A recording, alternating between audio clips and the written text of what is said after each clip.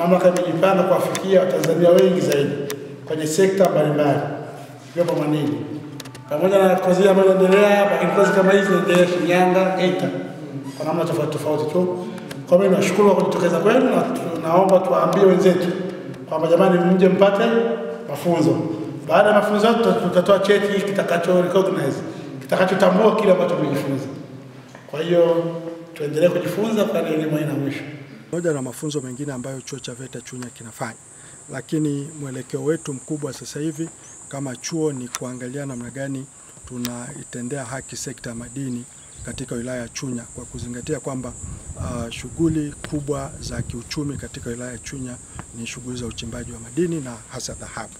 Sasa katika kutekeleza hizi shughuli ni kwamba wachimbaji na wadau mbalimbali wa madini katika wilaya ya Chunya tumeona kwamba kuna haja na kuna umuhimu wa kuweza kuwajengea uwezo au kuwapa ujuzi stahiki kutokana na shughuli wanazozifanya.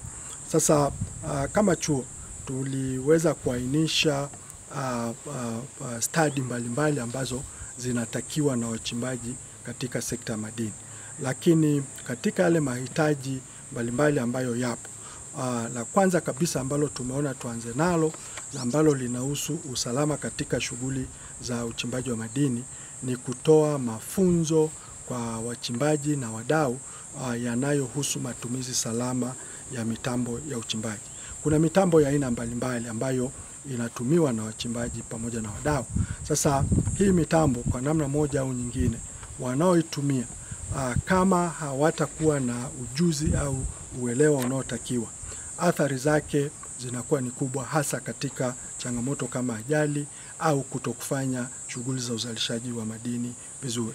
Kwa hiyo tumeona kabisa katika kipindi hiki cha siku 4 kuanzia leo tarehe 15 mwezi wa 10, basi kwa kushirikiana na chama cha wachimbaji wa madini mkoa wa Mbeya au Mberema, tuliweza kuwasiliana na wadau na wachimbaji ambao wako tayari kufanya haya mafunzo, na tuliweza kupata wachimbaji karibu 62 ambao walionyesha nia kutaka kufanya mafunzo. Kwa hiyo kwa kipindi cha karibu siku 4 kuanzia leo tarehe 15 Oktoba mpaka tarehe 18 tutakuwa na mafunzo haya hasa kwa kuangalia mada takriban 5 tofauti ambazo tunaenda kuwafundisha hawa wadau walioonyesha utayari wa kusoma.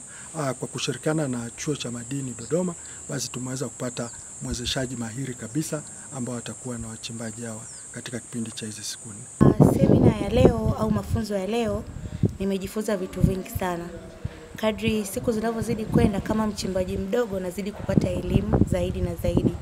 Kwa hiyo wito wangu kwa wachimbaji wadogo wayachukulie mafunzo haya kwa uzito, kwa sababu kadri kila siku zinavyozidi kwenda teknolojia inabadilika na inahitaji watu warudi darasani wajifunze, wapate ujuzi.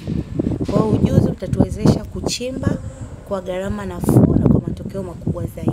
Nawaambia kwamba washiriki wenzangu tushiriki kwa wingi mafunzo haya, tutajifunza vitu vingi, na mimi naamini katika kujifunza elimu haina mwisho. Kwa hiyo nashauri vijana wenzangu, wanawake wenzangu sana ambao sasa tumeibukia kwenye sekta hii ya uchimbaji, hasa wao na wasisitiza sana na wahimiza sana tushiriki kwa pamoja na tuweze kupata elimu hii kwa ajili ya kuisambaza sehemu.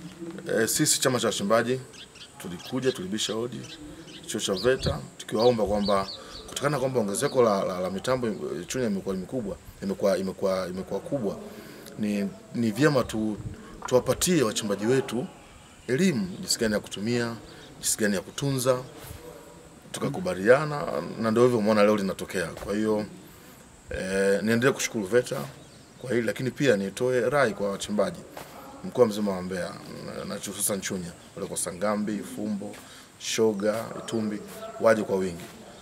Kozi ni ya siku 4. Leo tumeanza kwa sehemu ya utangulizi. Kesho ndio mambo yanaenda kuwa mazuri zaidi. Kwa hiyo watu waje wengi wafike, wajifunze kwa nadharia na vitendo, ndio uzuri wa kozi. Lakini moja ya mada pia ambayo tutafundishwa ni kuhusiana na dharura zinazotokea migodini, namna gani ya kukabili dharura. Mkufunzi au mtu wa mada amegusia kidogo baadhi ya ajali zilizowahi kutokea au zilizotokea kwa mwaka huu tu maeneo mbalimbali. Sasa tunapenda kupata hiyo mada ya namna gani kupambana na dharura zinazotokea mgodini, labda mgodi kujifukia watu wakiwa bado wanafanya kazi. Hiyo itaongeza mpana au itaongeza namna bora ya watu kuikabili. Unajua inapotokea ajali kila mtu ana namna ya kushtuka Kuna mwingine anaweza inamchukua muda, kuna mwingine ana panic mapema. Kwa hiyo ili kuwaokoa watu inapotokea dharura na ambazo kimsingi hatuwezi kutaka kama zipo. Kwa hiyo inapotokea namna gani ya kuweza kuzikabili, VETA sasa wamekuja na hiyo nafasi. Kwamba watu waje wajifunze namna gani ya kukabili dharura zinazotokea migodini, ajali zinazotokea migodini. Kwa hiyo kimsingi hii ni wasaa mzuri ambao ni waombe wachimbaji wajitokeze kwa wingi zaidi. Na jambo jema ni kwa mafunzo haya hayana gharama yoyote. Ni wao kuja kusikiliza, kupata maarifa, kwenda kuyafanyia kazi. Learn, adopt, practice. Tumie fursa hii ya kuweza kutoa wito na kuwakaribisha wazazi, walezi, wanafunzi ambao wanatamani kufanya mafunzo ya ufundi stadi nchini kupitia chuo cha VETA Chunya.